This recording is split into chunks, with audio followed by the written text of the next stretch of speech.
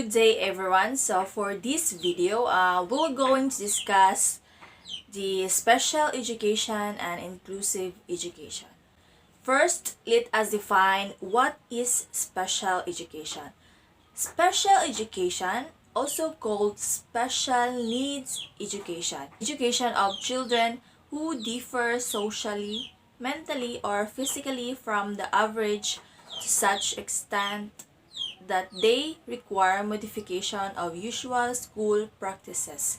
Another is special education is specially designed instruction that address the unique needs of a students eligible to receive special education services. Special education is provided at no cost to parents and includes the related services the student needs to access her or his education program. This means education that is individually developed to address a specific child's needs that result from his or her disability. Since each child is unique, it is difficult to give an overall example of special education. Who are those children receive special education? So those children receive special education, children with emotional, behavioral, or cognitive impairments or with intellectual, hearing, vision, speech, or learning disabilities. Gifted children with advanced academic abilities and children with orthopedic or neurological impairments. So what is the purpose of special education?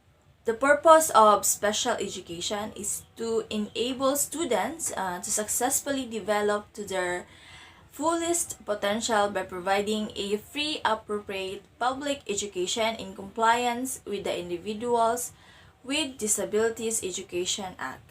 Importance of special education. Every child has the right to the same opportunities as others, regardless of the difficulties they face. Special education is of great importance for children with learning disabilities because it gives them the opportunity to get quality education in line with their unique needs. Special education enables every student to gain a high level of independence and reach their full potential. So we have here the different types of special education. We have push-in services, pull-out services, inclusive classrooms, exclusive education, specialty schools, and residential programs. When we say push-in services, students with disabilities who require minimal intervention often receive push-in services as a first step in the special education process. Next is pull-out services. Students who need a bit more focus, help from speech language therapist, occupational therapist, or another specialist may be pulled out of the classroom for work in a one-on-one or group settings. Students who struggle in reading, writing, or speech are often placed within these types of programs. So we have here inclusive classrooms. Inclusive classrooms will have a mix children of varying abilities and co-teachers within the room that allows those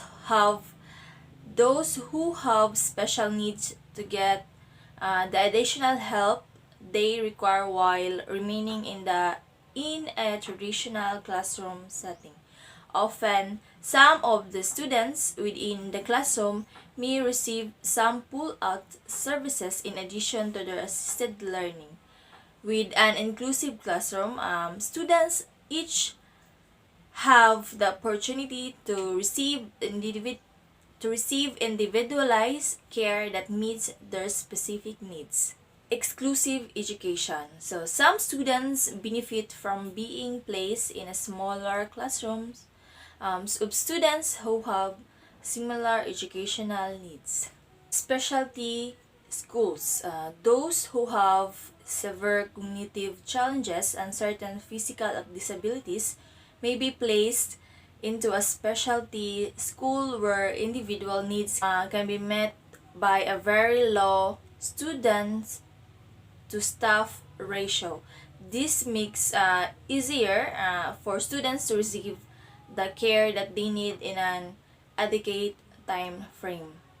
These students can receive not only occupational, speech, and cognitive services but also will take advantage of other therapies to help improve their quality of life and prepare them for adulthood. The last one is residential programs. Residential special education programs are the best for students who require around the clock care that is beyond the capability that their community can offer. These students often have medical needs beyond that can be managed at home or in an even a specialty school that come before their educational needs. Students in these types of programs will often be transitioned into adult assisted living or residential care facilities as they mature out of the program. That's all for the special education. So let's move on to the inclusive education. So what is inclusive education? Inclusive education, also called inclusion, it is an education that includes everyone with non-disabled and disabled people learning together in mainstream schools, colleges, and universities. This means that the system must adapt to include disabled people. They should not have to adapt to the system. Another definition: inclusive education is about putting the right to education into action by including all learners, respecting their diverse needs, abilities, and characteristics, and eliminating all forms of discrimination in the learning environment. Inclusive education is very important because all children are able to be part of their community and develop a sense of belonging and become better prepared for their life in the community as children and adults. It provides better opportunities for learning. Children with varying abilities are often better motivated when they learn in classes surrounded by other children.